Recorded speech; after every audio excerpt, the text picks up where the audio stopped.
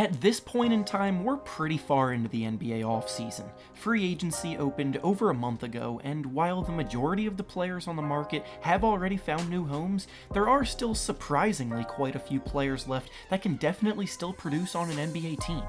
This brings us to the topic of today's video, where we'll be identifying and discussing 10 players that right now are still free agents and not only deserve to be on a roster, but can also still produce in a team's rotation. Before we start though, make sure to subscribe to the channel as all support is very much appreciated. Now with that being said, let's begin. The first player we'll talk about that is still available is probably the biggest name on this list and has also been in a ton of headlines lately, with that player being Carmelo Anthony. Melo has been one of the most polarizing players in the league for a while, especially over the last few seasons, and now it appears as though he's approaching the end of the line. In his prime, he was one of the best ISO scorers in the league and could light up opposing defenses with ease, but as he has aged, his ability to do so has faded and his playstyle hasn't really changed all that much, which is where the issue lies. Additionally, he's never necessarily been much of a plus on defense, and that combination has led us to where we are now. However, with all of that being said, I think this whole situation has really gotten to him as a person, and after his recent interview on First Take, I do think he would be willing to take a step back on a team and fit in more as a role player. The fact that he's not even on a roster is pretty absurd, because there's definitely not 450 better basketball players than him at the current moment, but ultimately it will all come down to his willingness to be a team player instead of playing the way that he always has in the past. The next available free agent we'll discuss is J.R. Smith. JR is a fan favorite because of some of his antics off the court, but on the court, he was kind of forgotten about last season. He was very clearly uninterested in playing on a team as bad as the Cavs were last year, and he asked to be moved, but a deal never got done, so basically he just sat out most of the year.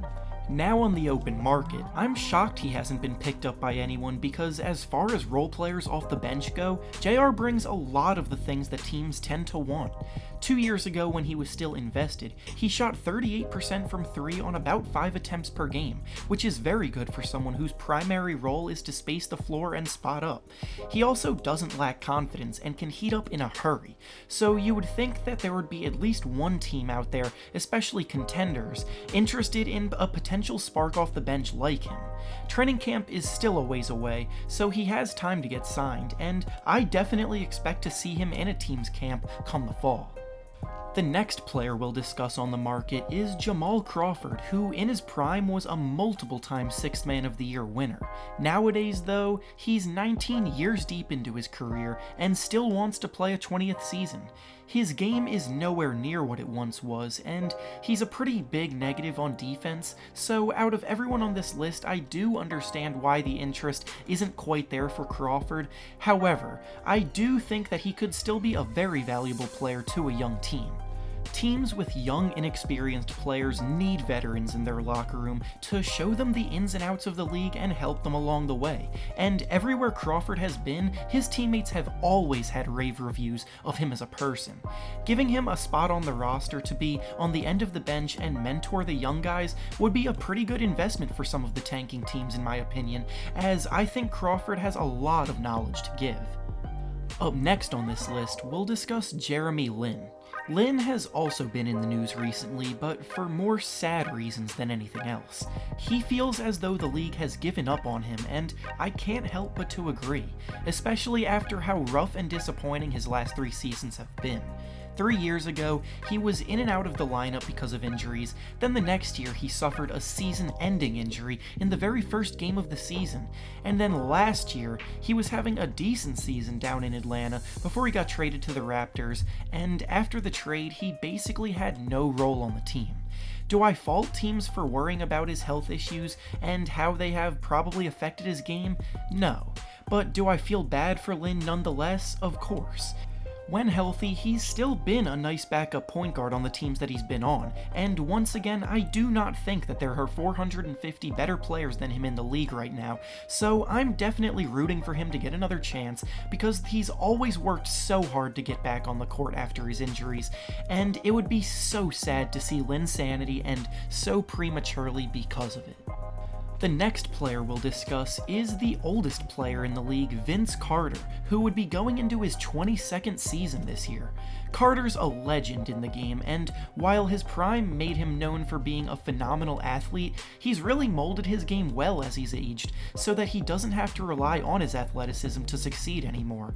Last season with the Hawks, he shot 39% from 3 on 4 attempts per game, and actually played most of his minutes at the power forward position after spending most of his career as a wing player. He knows he no longer has the speed to hang with guards and wings, but he is strong enough to hold his own against forwards, and offensively, he creates mismatches because of his guard-like skill set and shooting ability. Plus, as was the case with Crawford, he's a great person to have in a locker room that can teach anyone around him a ton about the game. While I realize that giving someone that turns 43 years old this season a contract is a bit concerning, he's more than deserving of one after everything he's done for the game. Up next, we've got Iman Shumpert. Shump's probably the best perimeter defender available on the market at this point, but his offense is very inconsistent. He had some really bright moments on the Kings last year, but after getting traded to Houston, he struggled a bit in a reduced role, which is probably the biggest reason why he remains unsigned.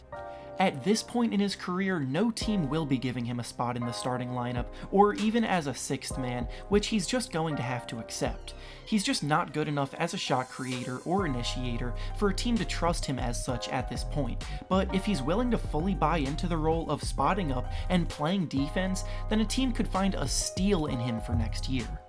Next up on this list of free agents that should be on a team is Thabo Sefolosha.